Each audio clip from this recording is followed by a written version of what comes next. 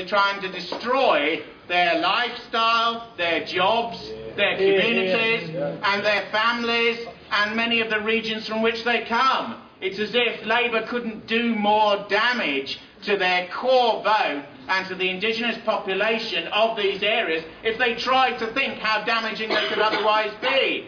Both by intention, by accident, and by design, they have contrived to unleash a great swell of forces, economic, racial, semi-political, criminal, that infest the areas where many of our people live. And many of these people have a great dilemma because they'll never vote Tory. They'll never vote Tory, and the Tories don't exist for them and don't really want their votes. The Conservative Party is only concerned about the middling and upper tier in the society, and those in certain regions of the country primarily, but not exclusively, outer London, the south east, parts of the Midlands and the south west and general south. Britain doesn't exist beyond that as far as they're concerned, and the Conservative definition of patriotism excludes more than half the population, almost by definition.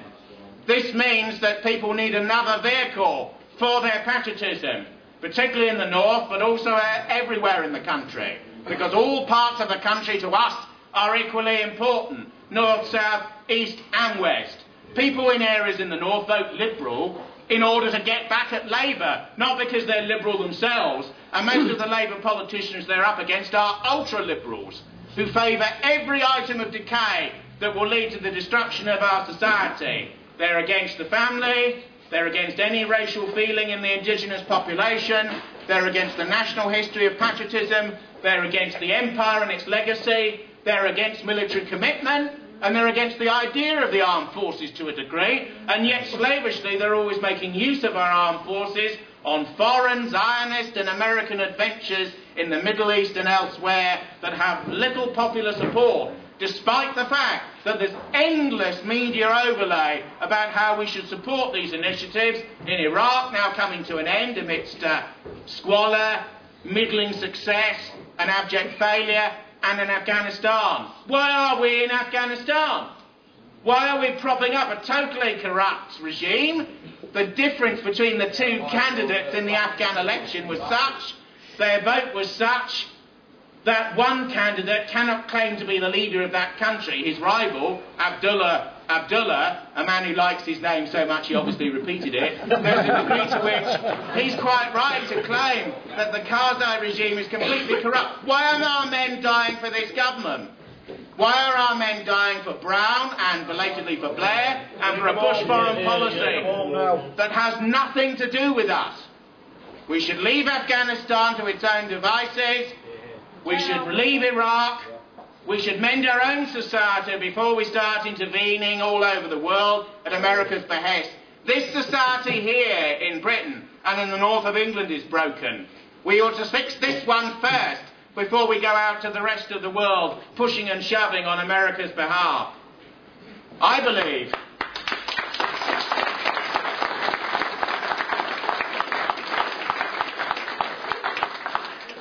great change is coming over our politics and over our society. You saw it putatively in that question time debate. We're the demographic majority, and yet everyone in that studio was sneering at our point of view. We are the populist majority, yet the entire political class define themselves by being against the sort of viewpoint of people in this room. Why is that? It's because they're all the same. We're ruled basically by one party. It's got a centre-left wing and it's called Labour. It's got a centre-right wing which appeals to the south of the country, broadly speaking, and it's called Tory or Conservative. They switch around a sort of a pivot in the middle that provides them with the ideas, and it's called the Liberal Democrats. But if you look quickly between the red and the blue and the orange, there's really no difference between them. Tiny little differences are magnified out of all proportion. And yet when the opposition arrives, as occurred in that studio the other week, they all turn on it. They all know what they're against, not what they're for. What ought they to be for? Many of our people next May will vote for Liberal, Labour and Conservative politicians. They will imagine them to be honest. Look at the expenses. They will imagine them to be patriotic. Look at the false wars such as Iraq based upon lies and Afghanistan based upon corruption and even more lies. they will expect them to wish to see the public finances corrected. Every man and every woman in this room is £55,000 in debt, conceptually, because of the enormous amount of debt that has been levelled down on everybody to save the banks, to fuel mass credit, because we no longer make anything in this society at all. We virtually have no primary industry, no coal industry, no steel industry, no car industry, no motorbike industry, a withering nuclear industry. We increasingly make no consumer goods. We import them from the third world and the Far East using credit and bought money which has to be paid for, and which will be paid for with violent cuts in public services in the next 3 to 5 years. Cuts in police, cuts in nurses, cuts in social welfare, cuts in frontline services. Many people now will work their whole lifetime and there'll be scant pension left at the end. Scant pension left at the end. These honeyed times that some people thought they enjoyed in the 60s and 70s and 80s, where there seemed, before the Thatcherite recession, to be a lot of employment and a lot of easy money around, this is gone. I believe in the next 10 to 20 years there'll be major cuts in social welfare, and much of what the Liberals and the Labour Party built in the 20th century will be scythed down.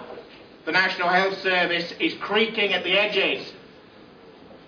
You go into the NHS now, even though the operations are still good, you go in reasonably healthy and come out looking like the Elephant Man.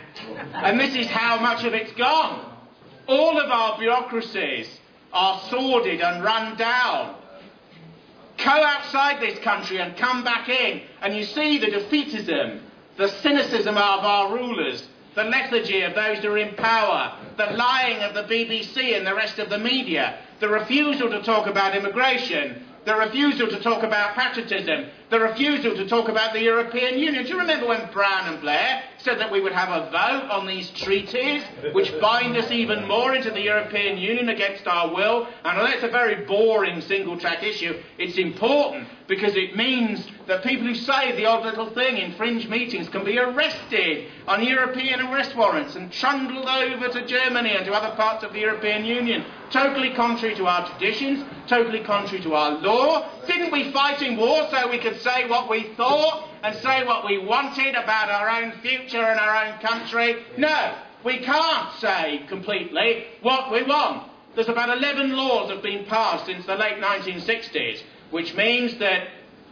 somebody like myself often has to speak in an abstract way about many issues, because a large minefield has been constructed primarily by the Labour Party in its various forms, but the Tories have never done anything to reverse it. It's now illegal to make two declamatory, negative and definitional statements on race, on age, on disability, on homosexuality, on Islam and or other related religiosities. All of these laws have been passed, many of them when Straw was Home Secretary, in and around the new millennium after Blunkett. These laws have been passed to deny British people freedom of speech on core issues in their own country. And when they don't think that they should say anything at all except in private conversations, even those are mentally policed by an ideology which is called political correctness. 15 years ago, no one knew what it was, apart from a few obscure academics in America and elsewhere. Now a 5-year-old child knows what political correctness is. They know what they can say, what they can't say. They know what the minefield of their own tongue is about, where even private words and so on are regarded as a species of thought criminality. But it has to be said that we've allowed all of these things to be done to ourselves. We've gone on voting for these old parties again and again and again. You knock on many people's door and they'll say, in the north, I'm Labour till I die, Labour forever, cut me open and the colour is red, and in the south it'll be blue, and the same argument with a different party. And don't these people begin to even see that the mess that we are in, and that which we are sliding towards, which is worse than the mess we are in now, is due to these parties, due to their absence of patriotism, due to their absence of vigour, virility and sense of force, due to their inadequacy and their cowardice at every level.